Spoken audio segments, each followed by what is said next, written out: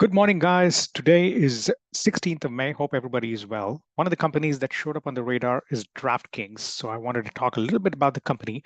It came up on the radar because of revenue growth, and also now in probably about 3 to 4 months is good time to be able to look at the company given that the NFL season begins. Now, to give you a little bit of context, DraftKings does three things very, very well.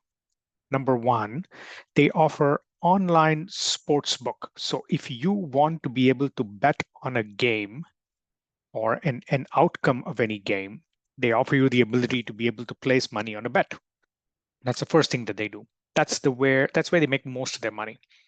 The second thing that they do is online fantasy sports. So they have the licensing capabilities from NFL, MLB, and a whole host of others to be able to have you set up fantasy sports bets and leagues within your own people and the people that you play with. So you can pick, for example, running back from one team and a quarterback from another team and create your own fantasy team and be able to play with other people who create their own teams. That's the second thing that they do. The third one is just casino games. Now, they compete with people like MGM, Caesars, mostly the Las Vegas crowd, but also one of the biggest competitors is FanDuel in the US. And the company which owns FanDuel is a British company, Flutter, which has now been listed in the US markets as well. So that's just a quick background and summary of DraftKings. What I'm going to go through here is why they've executed so well and why they're more of a marketing machine than necessarily just a sportsbook company. There's a lot of tailwinds going for them as more and more states start to be able to take the ability to allow legalized online gambling both on sports, which has not been allowed to a large extent for most states, but that momentum is building fairly quickly. So we'll talk a little bit about that as well. We'll talk about why having access to be able to bet on these games is a big deal for DraftKings. They've been a marketing machine in terms of being able to manage CAC, customer acquisition costs, long-term value, the break-even point, which has gone from about 3 years now to hopefully about 2.5 years or so, but how it will continue to move better going forward. So the online gambling and sports bet market is roughly about $140 billion market by 2030. It was fairly small, about 50 billion in 2020, growing fairly quickly as well. So it's almost going to triple in size. Now, the big markets that make up this, there's no one particular big market as you can see from here. Sports betting and fantasy betting. Fantasy betting itself is about a $28 billion market by 2030, but sports betting itself is going to be another 40 billion or so. But everywhere else, poker, casino, which is casino-based gamings, bingo, etc., those all make up about 15% of the market, making a total completely fragmented market of how people play different kinds of sports and events. Okay. Now, online sports betting, which is if there is a game going on, now you can't do it in NCAA college sports, but you can do it in some of the major sports leagues franchises that are professional. Now, if you look at the online sports betting, it's legal in about 45% of the US population states, roughly about 17 states. And the rest of the states, it's only going to get a lot more easier. In fact, my suspicion is it's going to get a lot more quicker by 2030. Now, DraftKings in live in 17 of these states already, of the 50 states already, 17 of these states, it's already live. And it expects to grow at about 30 to 40% as the legalized gambling and sports betting market increases in other states. And this makes it a lot more easy. Now, the remaining 16 states, 1/6, which are not showed here, actually have said that we're not going to do that anytime soon. So the rest of them are growing slowly. So the remaining 17 that you see over here are the ones that have something in place in terms of legislation to try and make sure that it becomes easier. So look at this. This is legalized sports betting is legal in about 34 states. Online sports betting, which means that you can do it using of apps such as DraftKings or FanDuel, and both you can do both of them in a few of these states as well. And then iGaming, which is casino gaming, poker, bingo, etc. That's also valid in quite a few states. All right, now most people will tell you that they have a preference based on what they like to do. Fantasy sports is a little bit more skill based. Now, the moment you have skill based sports, there is a possibility to be able to make that legal more quickly. where sports betting is purely gambling, which a lot of states, because of addiction rules, try to protect their users by not allowing that. So I'm not going to be build the debate on whether fantasy sports is better or sports betting is better. The difference is very simple. If a game is going on and you have several different possibilities for the outcome of the game, individual players' performance on the game, you call that sports betting.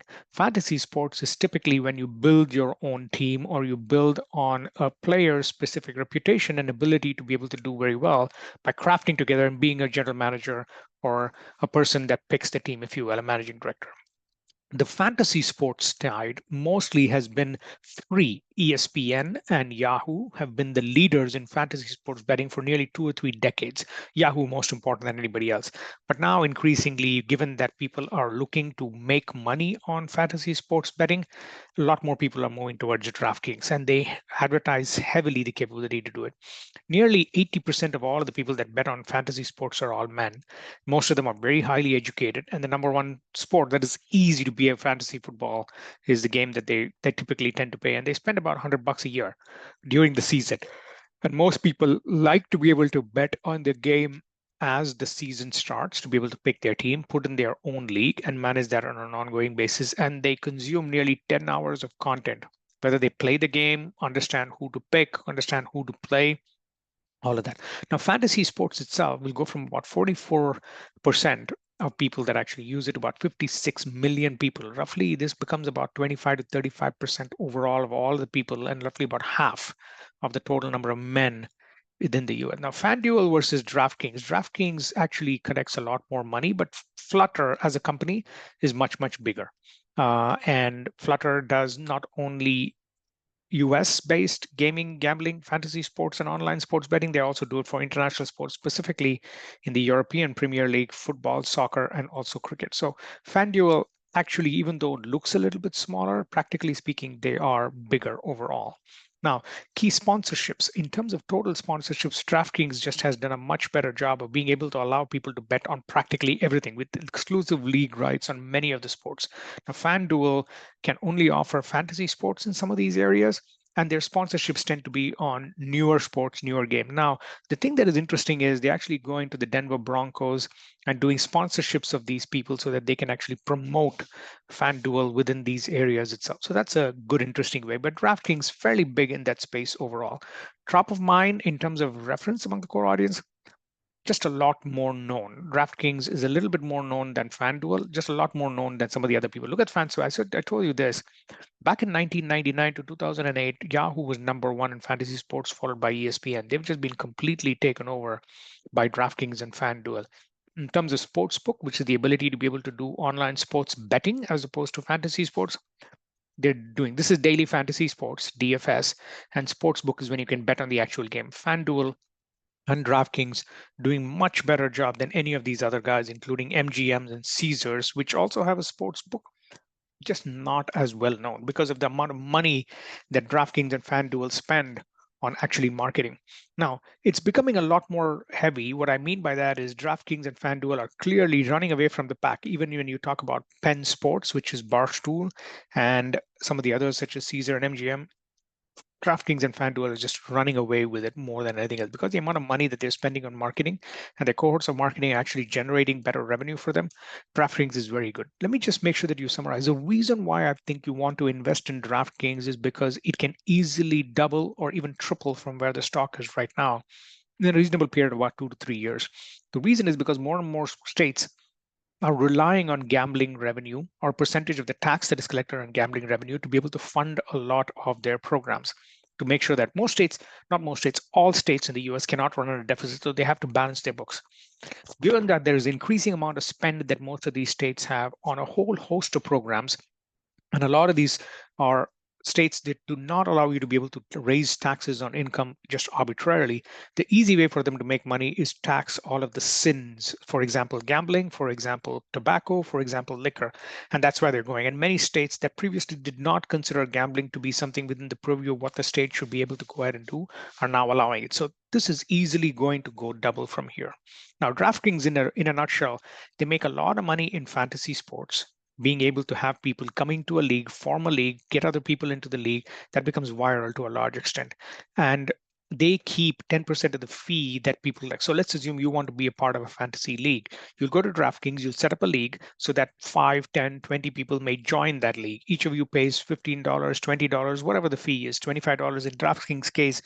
Depending on when you start and depending on the promotions you get, you can pay anywhere from $25 for the season all the way up to $100 for the season, depending on the pool size. So DraftKings takes 10% of that just for making sure that the technology is available, making sure the scores come in from providers such as Sportradar, and then making sure that they can tell you who won and what points you got.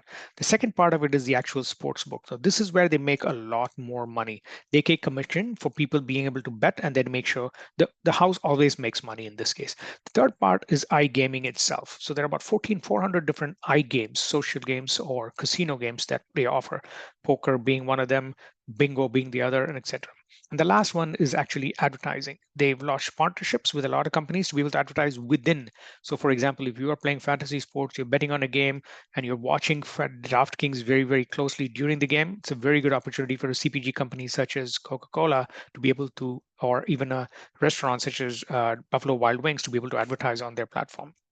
So by market share, you'll find that in the fantasy sports market, Price Picks is fairly big in some certain states, if you will. And in terms of segmentation, overall, fantasy football is the number one with nearly 40% market share, followed by fantasy baseball, and then Formula One and NASCAR. All the others are much, much smaller, if you will. 10% is typically what you'll get from NBA. But fantasy football during that season, very, very good. So anytime before the August timeframe, you want to start looking at, we'll see that when we go to the chart.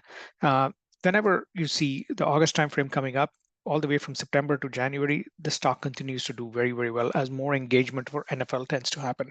Now, in terms of legalization by state, there are a lot of states, excuse me, where it is both live in OSB and gaming. They're pending a launch in some of these states, as you can see. And a lot of these states will get there. They will get there. It just takes a little bit of time and they'll get there very, very quickly. Okay, the TAM itself for this will reach roughly about a $20 billion market size for both them included. If you include both online sports betting and iGaming, that's going to be 2023 itself is a 20 billion market. As I mentioned to you before, it's a $140 billion market, growing very quickly, growing very large. Now, if you look at where they have done, look at this. They've grown from literally 100 million or less than that to now close to $3 billion just from the capability to be able to do the gaming revenue just in one state, which is New Jersey. New Jersey alone has gone to 3 billion in gaming revenue. And of course, the state gets nearly 14% of these taxes. They're very happy as well. GGR is gross gaming revenue. Okay, now the TAM itself will reach in the 2028 timeframe. The TAM itself is going to reach roughly about $33 billion just for both of those. And I think this is just for the existing states, not for all of the states. All of the states, if they start to slowly move in the right direction, you'll find it will be $148 billion. The share is increasing. DraftKings has done a much better job. Now, why people usually ask me this, why do you prefer DraftKings over Flutter, or why do you prefer DraftKings over MGM or Penn or any of the others? The three things that are very important in this business. Number one, you've got to spend a lot of money marketing. Number two, you've got to be very innovative in terms of using the data that people are playing the games with to be able to innovate a lot more in keeping them engaged in the system. And third, people have to believe, whether you do it or not, they have to believe that the payouts are fair and they have a good shot at winning. Even if they don't actually win, they have to believe that. And DraftKings has done a very good job of being able to give short-term quick wins, even if the long term. So in the long term, the house always wins. So if you take $100, you might win $110 at the end of the season.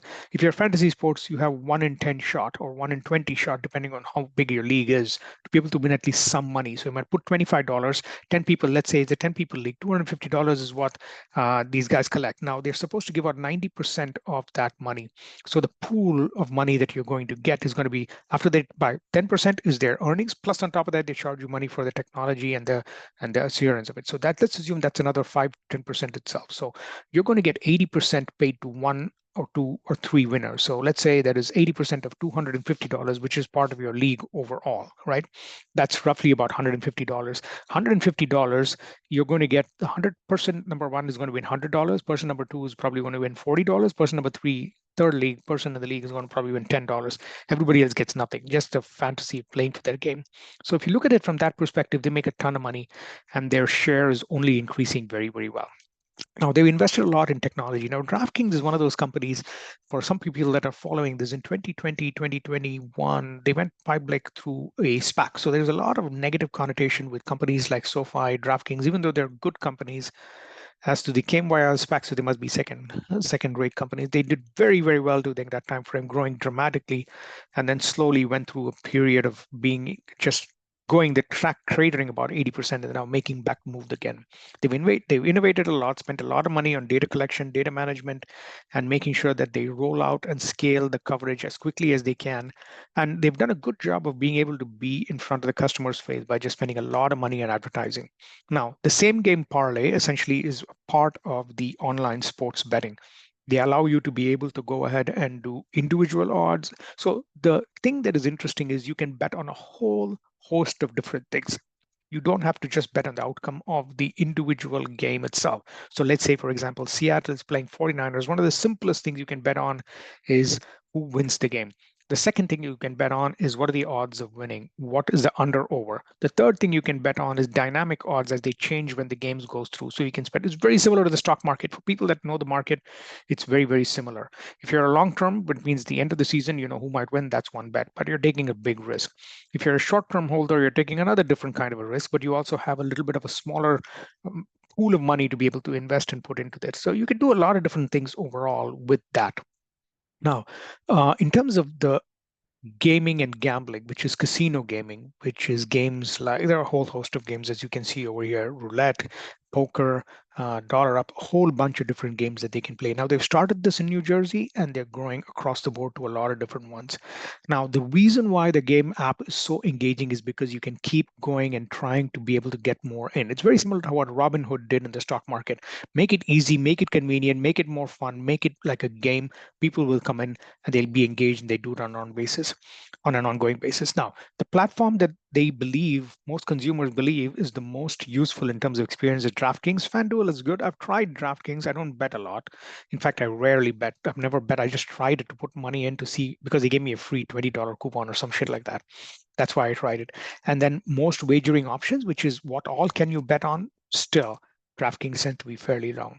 Now, the companies, the states that actually in the 2018-2019 timeframe went and made legalized gambling, gaming, and online sports bet and fantasy sports, they're the ones that are actually taking about 11 quarters to be able to have positive contribution in terms of profit.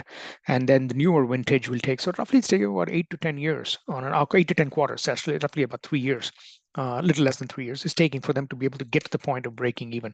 And you can start to see that contribution profit accumulate as companies start to move much faster. And of course, the amount of time that it takes is much, much less because now they're growing much faster, which means that this should come to this kind of a time frame more than anything else, as opposed to continue to go this way. Okay, reinvestment lessons. One of the things that they've learned very, very well is the ability to be able to see their cohort-based analysis. So if you look at these are the states that actually went legal at this point in time by state vintage. They've done a very good job of being able to move that and make sure that they can move it forward. What that means is the amount of money that they can make in terms of net revenue as the number of states start increasing becomes a lot more. Their profitability improves a lot more, and also the year-over-year change from 2020 to 2023 in terms of profitability is just a lot more. So what's the story in DraftKings? The revenue might grow 50, 60%, but their profitability, because of the investments that they made in 2020, 3 years out, these states are starting to give me a lot more contribution profit. The EPS is growing at 230% more than anything else. So where do they make money and where do they lose money? They make money when people put money into the account for betting on online sports, for betting on fantasy sports, or playing a casino game. They take a 10% to about 15% in most of these cases. That's pure profit that comes into them. They have very little overhead costs above and beyond that. A lot of technology related and a ton of marketing. So they spend a lot more on marketing as a percentage of their total revenue. Acquisition costs have dropped fairly well as DraftKings has spent more money upfront in 2020 as states have started to allow it, people started to actually download the app. Now, here's the thing: you can download the DraftKings app in any state right now, but you won't be able to bet in that state. You'll have to go. So a lot of people, I've seen them do this from Oklahoma. They go down to another place, make sure that they place the bet, and they come back. So I've seen a lot of people do this, especially during the weekend. So keep that in mind. They will go outside to a nearby state where it's allowed.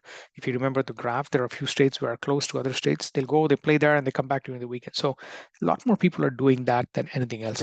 You're expecting to actually get adjusted EBITDA positive. And from the existing states alone, they'll make $2 to $3 billion, growing very dramatically in terms of profit, 30% gross margins, 30% net margins of the margin that they totally get.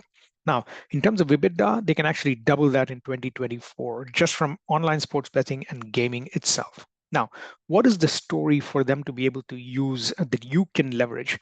The trend here is that gaming, whether it is online sports betting, fantasy sports, or if it is casino gaming, is only going to increase as more states make it legal. Why are states looking to make it legal? Because they're looking to close the funding gap in terms of the spending that they have. And the best way to do it is tax sin. And the sin is whether it is alcohol, taxes increase on alcohol, soda. A lot of people are starting to tax soda as well, tax tobacco, and tax gaming as they make more money in these gaming solutions. And the people that use online sports betting are primarily the people that make more than $70,000 to $150,000 a year. So these are not poor folks that are gaming. You'll find lotteries played by a lot of the poor folks, but online sports betting and gaming, which they believe to be a skill level, is going mostly to the people at the higher end of the spectrum. The unique customers on the platform is close to about 6.5, 6.6 million on an ongoing basis, and they've actually grown that consistently, grown that very, very well. So that's DraftKings, just in a nutshell. What I'm going to do is to be able to go through the fundamentals, the technicals, and also the correct levels to be able to buy and operate. Now, I'm going to do that only for the paid subscribers. So if you get a chance, you want to do it, please go to my website. Here's my website. Go there and you'll get a link to be able to join my subscription. Now, a lot of people have said my subscription is expensive. I understand that. I don't want to cheapen it. So I'm not going to offer any discounts, or I'm not going to make it less expensive.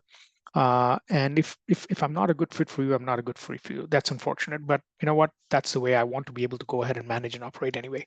Thank you for watching. Let me know what you think.